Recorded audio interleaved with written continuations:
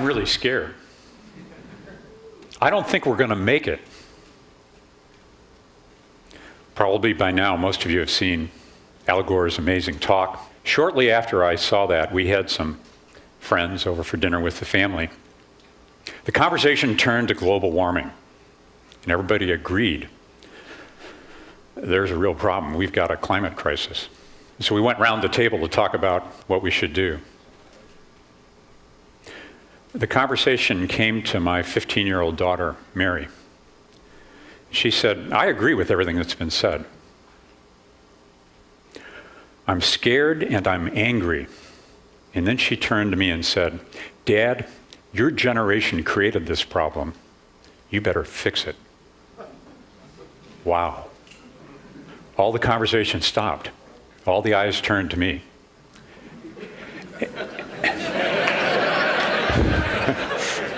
I didn't know what to say. Kleiner's second law is there is a time when panic is the appropriate response. And we've reached that time.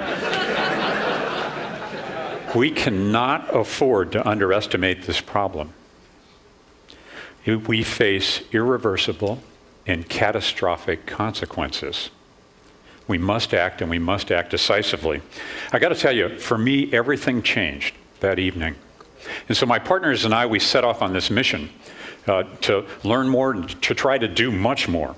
So we mobilized, we got on airplanes, we went to Brazil, we went to China and to India, to Bentonville, Arkansas, to Washington, D.C., and to Sacramento. And so what I'd like to do now is tell you about what we've learned in those journeys.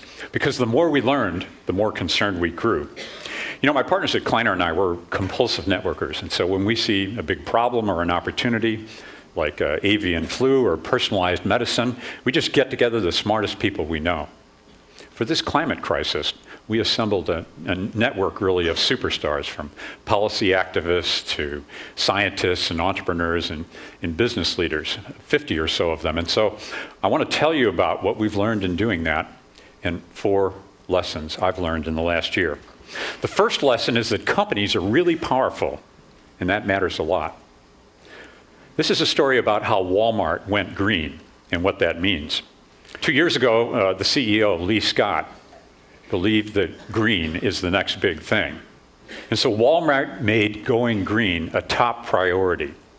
They committed that they're going to take their existing stores and reduce their energy consumption by 20% and their new stores by 30%, and do all that in 7 years. The 3 biggest uses of energy in a store are heating and air conditioning, then lighting, and then refrigeration. So look what they did. They painted the roofs of all of their stores white. They put smart skylights through their stores so they could harvest the daylight and reduce the lighting demands. And third, they put the refrigerated goods behind closed doors with LED lighting. I mean, why would you try to refrigerate a whole store? These are really simple, smart solutions based on existing technology. Why does Walmart matter? Well, it's massive. They're the largest private employer in America. They're the largest private user of electricity. They have the 2nd largest vehicle fleet on the road. And they have one of the world's most amazing supply chains, 60,000 suppliers. If Walmart were a country, it would be the 6th largest trading partner with China. And maybe most important, they have a big effect on other companies. When Walmart declares it's going to go green and be profitable, it has a powerful impact on other great institutions. So let me tell you this, when Walmart achieves 20% energy reductions, that's going to be a very big deal. But I'm afraid it's not enough. We need Walmart and every other company to do the same. The second thing that we learned is that individuals matter, and they matter enormously. I've got another Walmart story for you, okay? Walmart has over 125 million US customers. That's 1/3 of the US population. 65 million compact fluorescent light bulbs were sold last year.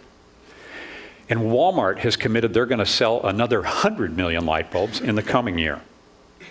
But it's not easy. Consumers don't really like these light bulbs. The light's kind of funny, they won't dim, it takes a while for them to start up. but the payoff is really enormous. 100 million compact fluorescent light bulbs means that we'll save $600 million in energy bills and 20 million tons of CO2 every year, year in and year out. It does seem really hard to get consumers to do the right thing.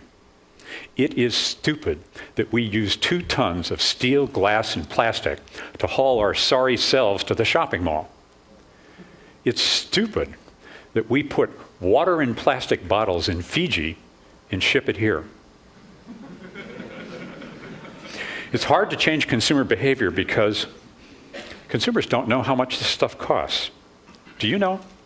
Do you know how much CO2 you generated to drive here or fly here? I don't know, and I should. Those of us who care about all this would act better if we knew what the real costs were. But as long as we pretend that CO2 is free, as long as these uses are nearly invisible, how can we expect change? I'm really afraid because I think the kinds of changes we can reasonably expect from individuals are going to be clearly not enough. The third lesson we learned is that policy matters. It really matters. In fact, policy is paramount. I've got a behind-the-scenes story for you about that green tech network I described. At the end of our first meeting, we got together to talk about what the action items would be, how we'd follow up. And Bob Epstein raised a hand. He stood up. You know, Bob's that Berkeley techie type who started Sybase. Well, Bob said the most important thing we can do right now is to make it clear in Sacramento, California, that we need a market-based system of mandates that's going to cap and reduce greenhouse gases in California. It's necessary and just as important, it's good for the California economy. So 8 of us went to Sacramento in August, and we met with the 7 undecided legislatures, and we lobbied for AB 32. You know what? 6 of those 7 voted yes in favor of the bill, so it passed. And it passed by a vote of 47 to 32. Please, come. Thank you. I think it's the most important legislation of 2006. Why? Because California was the first country to mandate 25% reduction of greenhouse gases by 2020. And the result of that is we're going to generate 83,000 new jobs, $4 billion a year in annual income, and reduce the CO2 emissions by 174 million tons a year. California, it's only 7% of US CO2 emissions. It's only 1.5% of the country's CO2 emissions. It's a great start, but I got to tell you, where I started, I'm really afraid. In fact, I'm certain California's not enough. Here's a story about national policy that we could all learn from. You know, Tom Friedman says, if you don't go, you don't know. Well, we went to Brazil to meet Dr. Jose Goldenberg. He's the father of the ethanol revolution. He told us that Brazil's government mandated that every gasoline station in the country would carry ethanol. And they mandated that their new vehicles would be flex fuel compatible, right? They'd run ethanol or ordinary gasoline. And so here's what's happened in Brazil. They now have 29,000 ethanol pumps. That's versus 700 in the US, and a paltry 2 in California. And in 3 years, their new car fleet has gone from 4% to 85% flex fuel. Compare that to the US. 5% are flex fuel. And you know what? Most consumers who have them don't even know it. So what's happened in Brazil, they've replaced 40% of the gasoline consumed by their automotive fleet with ethanol. That's $59 billion since 1975 that they didn't ship to the Middle East. It's created 1 million jobs inside that country, and it's saved 32 million tons of CO2. It's really substantial. That's 10% of the CO2 emissions across their entire country. But Brazil's only 1.3% of the world's CO2 emission. So Brazil's ethanol miracle, I'm really afraid, is not enough. In fact, I'm afraid all of the best policies we have are not going to be enough. The fourth and final lesson we learned is about the potential of radical innovation. So I want to tell you about a tragic problem and a breakthrough technology. Every year, 1.5 million people die of a completely preventable disease. That's malaria. 6,000 people a day. all for want of $2 worth of medications that we could buy at the corner drugstore. Well, $2 is too much for Africa. So a team of Berkeley researchers with $15 million from the Gates Foundation is designing a radical new way to make the key ingredient called artemisinin. And they're going to make that drug 10 times cheaper. And in doing so, they'll save 1 million lives, at least 1 million lives a year, 1 million lives. Their breakthrough technology is synthetic biology. This leverages millions of years of evolution by redesigning bugs to make really useful products. What you do is you get inside the microbe, you change its metabolic pathways, and you end up with a living chemical factory. Now you may ask, John, what has this got to do with green and with climate crisis? Well, I'll tell you a lot. They've now formed a company called Amyris, and this technology that they're using can be used to make better biofuels. Don't let me skip over that. Better biofuels are a really big deal. That means we can precisely engineer the molecules in the fuel chain and optimize them along the way. So if all goes well, they're going to have designer bugs in warm vats that are eating and digesting sugars to excrete better biofuels. I guess that's a better living through bugs. Alan Kay is famous for saying the best way to predict the future is to invent it. And of course, at Kleiner, we kind of apologize and say the second best way is to finance it. And that's why we're investing $200 million in a wide range of really disruptive new technologies for innovation in green technologies. And we're encouraging others to do it as well. We're talking a lot about this. In 2005, there was $600 million invested in new technologies of the sort you see here. It doubled in 2006 to $1.2 billion. But I'm really afraid we need much, much more. For reference, fact one, Exxon's revenues in 2005 were $1 billion a day. Do you know they only invested 0.2% of revenues in R&D? Second fact, the president's new budget for renewable energy is barely $1 billion in total, less than 1 day of Exxon's revenues. Third fact, I bet you didn't know that there's enough energy in hot rocks under the country to supply America's energy needs for the next 1,000 years. And the federal budget calls for a measly $20 million of R&D in geothermal energy. It is almost criminal that we are not investing more in energy research in this country. And I'm really afraid that it's absolutely not enough. So in a year's worth of learning, we found a bunch of surprises. Who would have thought that a mass retailer could make money by going green? Who would have thought that a database entrepreneur could transform California with legislation? Who would have thought that the ethanol biofuel miracle would come from a developing country in South America? And who would have thought that scientists trying to cure malaria could come up with breakthroughs in biofuels? And who would have thought that all that is not enough? Not enough to stabilize the climate, not enough to keep the ice in Greenland from crashing into the ocean. The scientists tell us, and they're only guessing, that we've got to reduce greenhouse gas emissions by 1/2 and do it as fast as possible. Now, we may have the political will to do this in the US, but I got to tell you, we've got only one atmosphere.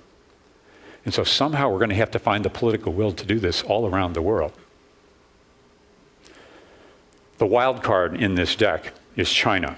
To size the problem, China's CO2 emissions today are 3.3 gigatons. The US is 5.8. Business as usual means we'll have 23 gigatons from China by 2050. That's about as much CO2 as there is in the whole world. And if it's business as usual, we're going out of business. When I was in Davos, China's mayor of Dalian was pressed about their CO2 strategy. And he said the following, you know, Americans use 7 times the CO2 per capita as Chinese. Then he asked, why should China sacrifice our growth so that the West can continue to be profligate and stupid? Does anybody here have an answer for him? I don't. We've got to make this economic so that all people and all nations make the right outcome, the profitable outcome, and therefore the likely outcome. Energy is a $6 trillion business worldwide. It is the mother of all markets. You remember that internet? Well, I'll tell you what. green technologies. Going green is bigger than the internet. It could be the biggest economic opportunity of the 21st century.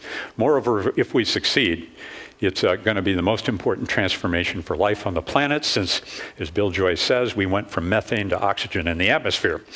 Now, here's the hard question. If the trajectory of all the world's companies and individuals and policies and innovation is not going to be enough, what are we going to do? I don't know. Everyone here cares about changing the world and has made a difference in that one way or another. So our call to action, my call to you, is for you to make going green your next big thing, your gig. What can you do? You can personally get carbon neutral. Go to climatecrisis.org or carboncalculator.com and buy carbon credits. You could join other leaders in mandating, lobbying for mandated cap and trade in US greenhouse gas reductions. There's 6 bills right now in Congress. Let's get one of them passed. And the most important thing you could do, I think, is to use your personal power and your Rolodex to lead your business or your institution in going green. Do it like Walmart. Get it to go green for its customers and its suppliers and for itself. Really think outside the box. Can you imagine what it would be like if Amazon or eBay or Google or Microsoft or Apple really went green and you caused that to happen? It could be bigger than Walmart. I can't wait to see what we TEDsters do about this crisis.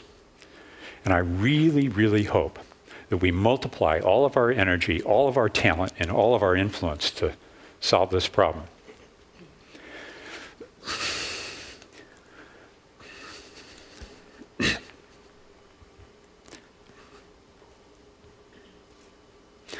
Because if we do, I can look forward to the conversation I'm going to have with my daughter in 20 years.